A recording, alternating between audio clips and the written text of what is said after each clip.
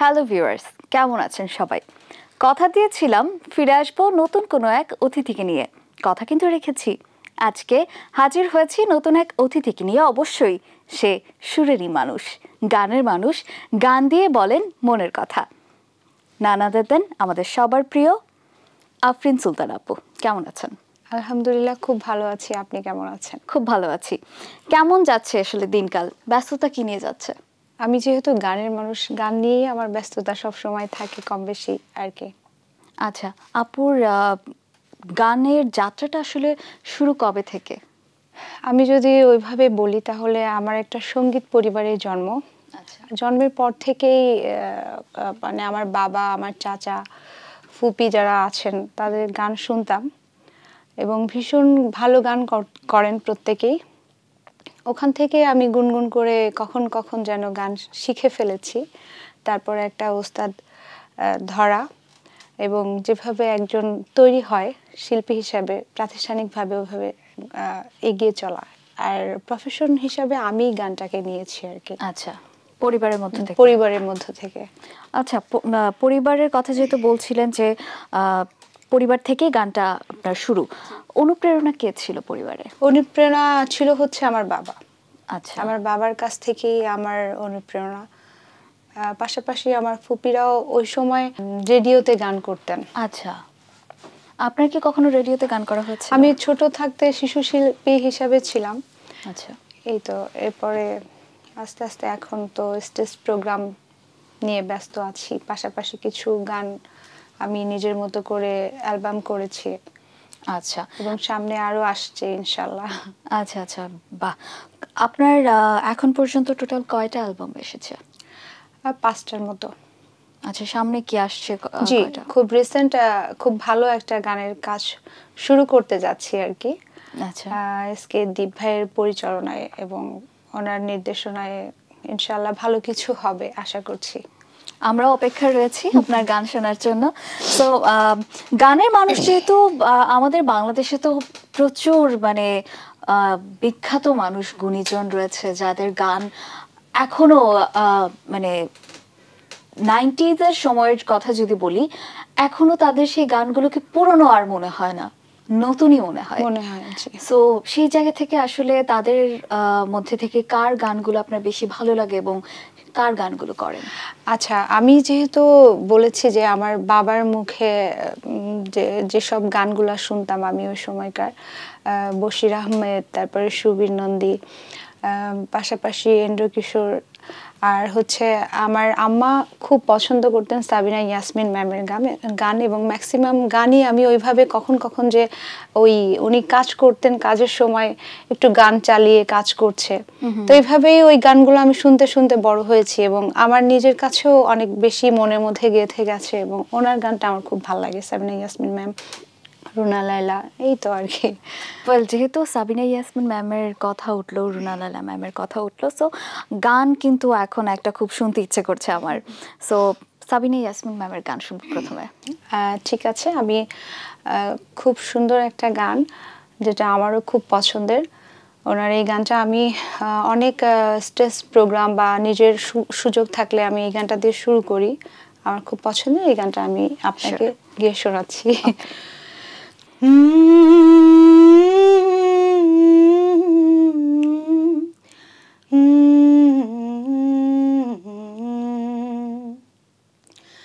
শত জনমের স্বপ্ন তুমি আমার জীবনে এলে, কত সাধনায় এমন ভাগ্য মিলে, কত সাধনায় এমন ভাগ্য মিলে, শত জনমের স্বপ্ন তুমি আমার জীবনে এলে, কত সাধনায় এমন ভাগ্য মিলে, কত সাধনায় এমন ভাগ্য মিলে। বাহ, কি সুন্দর, মানে গান শুনলে না আমার মানে তৃপ্তি মেটে না, আরো শুনতে মন চায়। আমি আবারও আরেকটা আবদার রাখবো এবার, রুনা লায়লা ম্যামের কোনো একটা।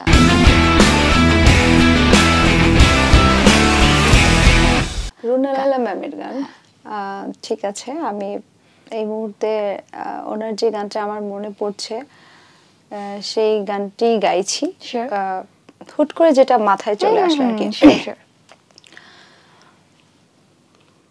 জীবনের আঁকা বাঁকা পথে ওগো কে রবে তোমার সাথে সাথে, সবাই যখন চলে যাবে তুমি তখনও আমায় কাছে পাবে, তুমি ছাড়াই জীবনে আর তো কিছুই চাইবো না, এই বৃষ্টি ভেজা রাতে চলে যেও না, এই বৃষ্টি ভেজা রাতে চলে যেও না।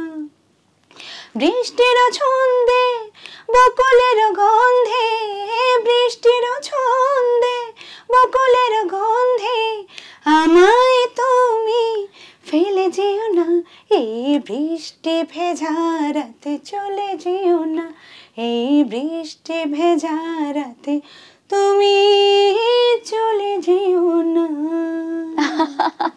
আমরা কোথাও চলে যাচ্ছি না দর্শক, আমরা কিন্তু আছি, আড্ডা চলতে থাকবে, মাঝে মধ্যে গানও হবে, কথা দিচ্ছি কি, তাই তো? শিওর।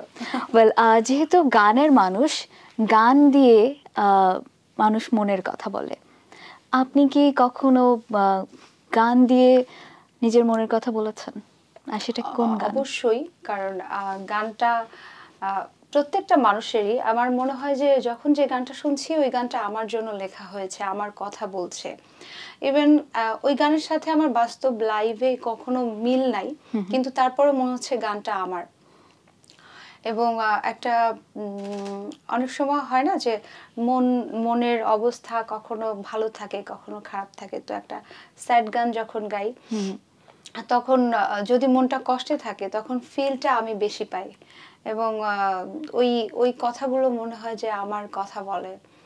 হয়তোবা আমি মানে কি বলে যে বিরহের কথাই যদি বলি, আমি বিরহের নাই, কিন্তু ওই সময় অন্য কোনো একটা দুঃখে আছি। আচ্ছা, ওই স্মৃতিটা মনে পড়ে যায়। আমার মনে হচ্ছে যে এই গানটা এখন আমার জন্যই লেখা হয়েছে, এরকম আর কি। এমন কোন গান শুনলে মনে হয় যে মানে পুরনো স্মৃতিগুলো মনে পড়ে যায়? অনেক অনেক, এরকম তো কোনো শেষ নাই আর কি, অনেক আছে এরকম গান। আচ্ছা, এমন কোনো স্মৃতি কি মনে পড়ে যে সেটা দুঃখেরও হতে পারে আনন্দেরও হতে পারে, গানকে কেন্দ্র করে? আমি যখন স্কুল এন্ড কলেজে পড়তাম তখন তো যে কোনো সাংস্কৃতিক অনুষ্ঠানে আমার নামটাই আগে মানে থাকতো আর কি। এবং স্কুল থেকে বিভিন্ন সাংস্কৃতিক মানে প্রতিযোগিতা হয় না, স্কুল ভিত্তিক জেলা ভিত্তিক, তখন খুব যেতাম। পাশাপাশি কালচারাল প্রোগ্রাম যখন স্কুলে হতো তখন হচ্ছে গান করতাম। তো ওই সময়কার বিভিন্ন হিট গানগুলা গাওয়ার চেষ্টা করতাম ফ্রেন্ড সার্কেলের জন্য। তো ওই সময় একটা গান ছিল যে গানটা আকাশে বাতাসে চল সখী উড়ে যায়, এই মুভিটার নামটা আমার আসলে, ছবিটার নাম ছিল মনের মাঝে তুমি। সো গানটা এরকম ছিল যে আকাশে বাতাসে চল সখী উড়ে যাই, এটা একটা ছিল। আবার প্রেমীয় প্রেমী, এই গানটাও ছিল। মানে এই দুইটা গান খুব ওই সময়ে হিট। তো আমি হচ্ছে আকাশে বাতাসে চল সখী উড়ে যাই চল, এই গানটা আমি একবার স্কুলে করেছিলাম, আবার কলেজেও করেছিলাম।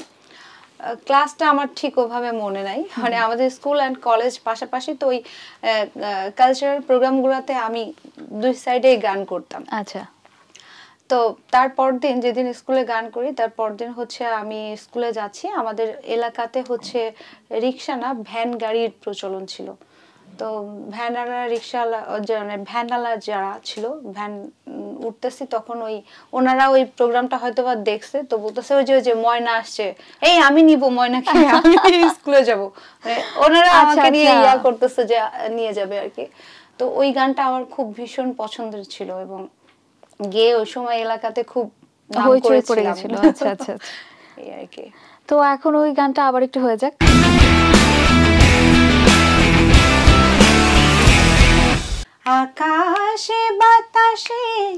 চল সাথী উড়ে যাই চল ডানা মেলে রে ময়না রে যাব তোর পিছু পিছু ডানা মেলে রে আকাশে ভেসে যাই হো হো রূপ কথার দেশে যাই ওই দেশে বাঁধবো ঘর আহা পার হইতে পান্তর সাত সাগর 13 নদী পেছনে ফেলে রে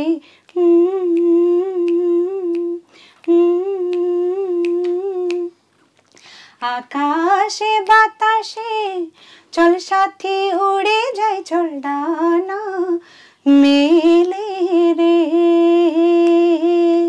ইয়াই ইয়াই ইয়াই ইয়াই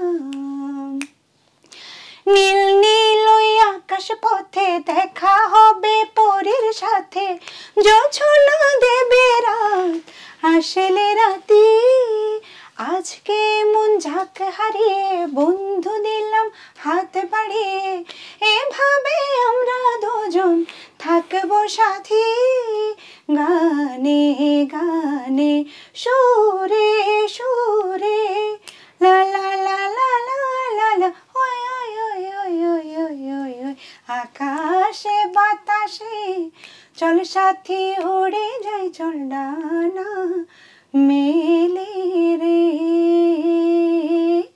ওয়াও সরি আমার অতটা মনেও নাই গান না না না খুব সুন্দর হয়েছে খুব ভালো না লেগেছে গাইলে যেটা হয় আর কি ভুলে যেতে হয় এনিওয়েজ আমরা এবার একটু দুষ্টু করতে যাব কারণ হচ্ছে শিওর রাজি হয়ে গেলেন আমি কিন্তু খুব দুষ্ট একটা মানুষ আচ্ছা কি কি দুষ্টুমি করেন আপনি প্রথমে দেখলে আমাকে মনে হবে যে আমি মনে হয় একটু মিশি কম মানুষের সাথে বা একটু নিজের মতো করে থাকতে মুডি যেটাকে বলে বাট আমি আসলে মুডি না আমি যখন একটু কোথাও পরিবেশটা অ্যাডজাস্ট হয়ে যায় তখন সবচেয়ে মানে চঞ্চল এবং দুষ্টু যদি কেউ উদাহরণ দেয় তাহলে আমাকে কি ধরনের দুষ্টুমি করেন আপনি আমি খুব হাসির কথা বলি যেটা মানুষ শুনতে খুব পছন্দ করে এবং এনজয় করে বিশেষ করে যে কোনো আড্ডাতে আমার ফ্রেন্ড সার্কেল যেখানে আছে আমি যদি অ্যাবসেন্ট থাকি তাহলে ম্যাক্সিমাম সময় ওরা আমাকে মিস করছে এবং আমার খুব থাকাটা জরুরি ছিল এবং আমার সঙ্গটা মিস করতেছে এরকম আর কি বা আমি মুখরিত করে রাখি সময়টা এই আর কি আচ্ছা এটা আমার কথা না আমার চারপাশের মানুষ যেটা আমাকে বলে আর কি আচ্ছা এবার জানতে চাইবো যে এই দুষ্ট একটা মেয়ের জীবনে কেউ কে এসছে অবশ্যই অনেকেই আসছে অনেকে লিস্টটা কত বড় হতে পারে লিস্টটা কত বড় আমি জানি না কিন্তু আমার মানে আমার সব সময় আমি খুব পছন্দ করতাম প্রেম করতে প্রেম করতে খুব ভীষণ পছন্দ করতাম কেন প্রেম করতে কেন মজা লাগে বা মানে আমি একা থাকতে পারি না আমার একা থাকতে ভালো লাগে না সো তাহলে কি মানে প্রপোজটা কি আপনি করতেন কখনোই না তারা করতো আমার মানে লিস্টে অনেকেই থাকতো তার মধ্যে থেকে আমার যাকে ভালো লাগতো আমি তার সাথেই প্রেম করতাম আর কি কেমন ছেলে পছন্দ আসলে গানেরই কি কেউ নাকি এর বাইরেও হতে আমি গানের আমার মানে প্রফেশনের যারা আছেন আর কি কখনোই তাদের সাথে প্রেম করিনি করবেনও না না এটা আমার ইচ্ছা নাই তাহলে যারা আসলে গান করেন ছেলেরা আছেন তাদের জন্য এটা একটা হৃদয় বিদারক কথা না হ্যাঁ আমি শিল্পী আমি শিল্পীকে ভালো ওইভাবে রিলেশন কখনো হয়নি আর কি তাহলে ভবিষ্যতে কি ইচ্ছা যে এখানে না না আমার ইচ্ছা কেমন প্রফেশনের ছেলে চাই আমি কর্পোরেট জব যারা এই টাইপের আর কি আচ্ছা যারা কর্পোরেট জব করে তাদের জন্য কিন্তু একটা সুবর্ণ সুযোগ কি তাই তো হতে পারে ওয়েল ছেলে আসলে প্রফেশনের দিক থেকে হচ্ছে আচ্ছা আরেকটা বলি পাশাপাশি ওয়েল এস্টাবলিশড দেশের বাইরে যারা থাকে আচ্ছা দেশের আরেকটা ক্রাইটেরিয়া বেড়ে গেল ইতিমধ্যেই দেশের বাইরে যারা থাকেন তাদের জন্য কিন্তু একটা ওয়েল এস্টাবলিশড ডেফিনেটলি এন্ড মানে তার সিনিয়র সিটিজেন হলো আমার কোনো প্রবলেম নেই ওকে তাহলে কি আমরা সুগার ড্যাডি ধরে নেব সুগার ড্যাডি না আমি তো আসলে ওভাবে তাকে ট্রিট করব না আমি তো আমার লাইফ পার্টনার হিসাবে ট্রিট করব।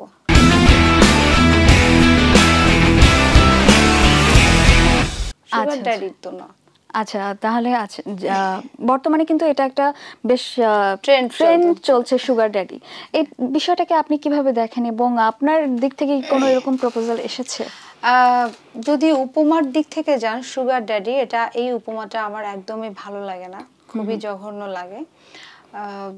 মানে আপনাকে সাপোর্ট করছে একটা মানুষ, সেই মানুষটাকে আমরা অন্যভাবেও মানে আখ্যায়িত করতে পারতাম, কিন্তু ডে বাই ডে এটাকে এত ঘাটাঘাটি হয়েছে এবং সবকিছু প্রেক্ষাপটে সুগার ড্যাডি কথাটাই আমার খুব জঘন্য লাগে। আচ্ছা, ঠিক আছে, আপনি কি কখনো প্রপোজাল পেয়েছেন কিনা এরকম কিছু? আমি সুগার ড্যাডি বলবো না, বাট মানে যারা প্রতিষ্ঠিত এবং সিনিয়র সিটিজেন যারা, তাদের হ্যাঁ অবশ্যই পেয়েছি, প্রস্তাব পেয়েছি, কেন পাবো না। যেহেতু আমি মিডিয়াতে কাজ করি বা কালচারাল লাইফ মানে কি বলে জগতে আছি, কাজেই হ্যাঁ অফার তো অবশ্যই 2-4টা আসে। আচ্ছা, কিন্তু এটাকে আমি খারাপ ভাবে দেখি না বা তাকে আমার সুগার ড্যাডি হিসেবে দেখতে হবে এরকম না। ওকে, যেহেতু বলছিলেন যে মিডিয়াতে যেহেতু আছেন এবং গান নিয়ে আছেন, এরকম অনেক অফার্স আসে, কিন্তু কখনো কি এমন কোনো অফারে বিড়ম্বনায় পড়তে হয়েছে অ্যাজ আ ফিমেল সিঙ্গার হিসেবে, যেটা আপনার জন্য অসম্মানের? না, কখনো এরকম হয়নি। কারণ হচ্ছে আমার মনে হয় কি, এই সুযোগটা যদি কেউ তৈরি করে না দেয় তাহলে আসলে কেউ কাউকে ডিস্টার্ব করে না। আচ্ছা, তো সেক্ষেত্রে আমি ওরকম পরিস্থিতি তৈরি করিনি যে জন্য আমি পরবর্তীতে একটা প্রবলেমের মুখে পড়বো বা ডিস্টার্ব করবে। ওকে, এখন কি প্রেম করছেন কিনা? এখন এই মুহূর্তে যদি বলেন তাহলে রিসেন্ট 2-3 বছর হয়েছে, আমার এখন ভালোই লাগে না প্রেম করতে, তাহলে ভালো বন্ধুত্ব আছে। ও আচ্ছা, তাহলে কি এটা কি বলে, বন্ধুত্বটাকে অনেকের সঙ্গে নাকি একজনের সঙ্গে? আমার যেটা হয়েছে যে আমার স্কুল অ্যান্ড কলেজের কিছু ফ্রেন্ড ছিল, মেয়ে এবং ছেলে, মানে 4-5 জনের মতো, যাদের সাথে আমার খুব ভালো একটা বন্ডিং ছিল। আমি রিসেন্ট বছর খানিক হতে যাচ্ছে আমি ওদেরকে আবার খুঁজে পেয়েছি। তো ম্যাক্সিমামই তার মধ্যে আমার একটা বান্ধবী আছে যার সাথে আমি সারাক্ষণই কথা বলতে থাকি। দুইটা বান্ধবী আছে, বাট তার মধ্যে একজনকে আমি সারাক্ষণই কথা বলতে থাকি এবং আমার ওই ফ্রেন্ডটা আমার এতটাই ভক্ত যে আমাকে বলে কি যে আমি যদি ছেলে হতাম আমি তোকে ভালোবাসতাম, এবং সেদিন আমাকে একটা লাইভ প্রোগ্রামে বলতেছে যে আমি কিন্তু তোমাকে ভালোবাসি, বাট এটা খারাপ কোনো কিছু না, মানে ও আমাকে খুব পছন্দ করে। আচ্ছা, আর ও আমার সঙ্গটা খুব পছন্দ করে।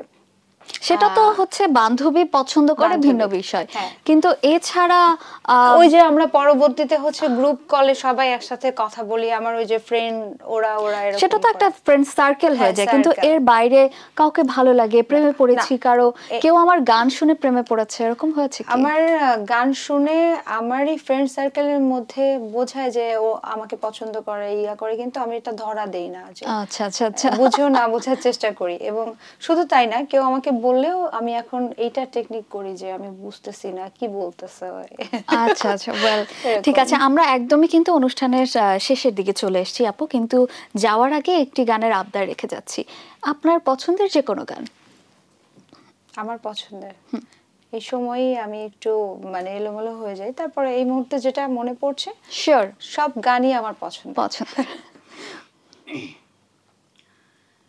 তুমি আছো সব আছে ভুবনে আমার, তুমি নাই কিছু নাই, ব্যথারি পাহাড়, কি আছে জীবনে আমার যদি তুমি না থাকো পাশে মরণে, কি আছে জীবনে আমার। থ্যাংক ইউ সো মাচ আপু, আমাদের আবার নিশ্চয়ই দেখা হবে, তখন আরো অনেক গান শুনবো। দর্শকদের উদ্দেশ্যে যদি কিছু বলতে চান? দর্শকদের উদ্দেশ্যে একটা কথাই বলবো, আমরা এখন একটা খুব খারাপ সময়ের মধ্য দিয়ে যাচ্ছি, এবং আমার মনে হয় যে রুচির অবক্ষয় ঘটেছে, কারণ ভালো বিনোদনের সাথে আমরা এখন নাই। এজন্য আমি সবাইকে অনুরোধ করব যে আমরা সবসময় ভালো বিনোদনের সাথে থাকব, ভালোর সাথে থাকব। ধন্যবাদ সবাই, আমার জন্য দোয়া করবেন। দর্শক, আজকের মতো তো বিদায় নিতেই হচ্ছে, তবে আবার দেখা হবে নতুন কোনো এক অতিথির সঙ্গে। ততক্ষণ পর্যন্ত সবাই ভালো থাকুন, সুস্থ থাকুন এবং কালের কণ্ঠের সঙ্গে থাকুন। খোদা হাফেজ।